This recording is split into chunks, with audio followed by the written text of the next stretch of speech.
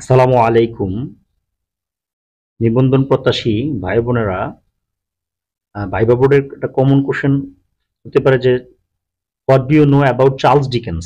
Charles Dickens সম্পর্কে আপনার কি আপনি কি জানেন?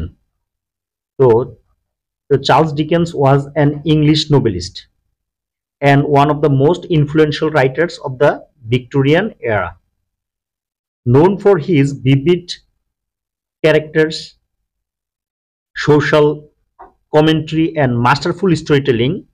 Dickens wrote numerous classics and continue to be widely read and studied.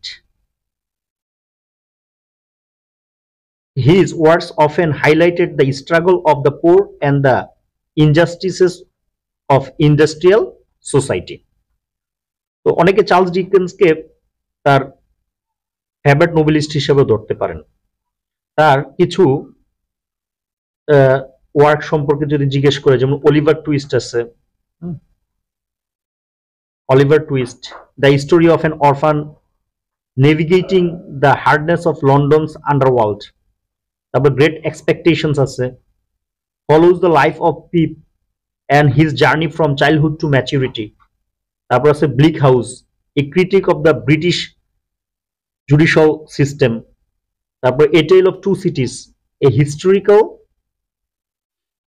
Nobel set during the French revolution.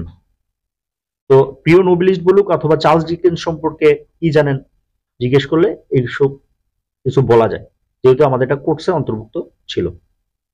সবার জন্য শুভকামনা। Thanks for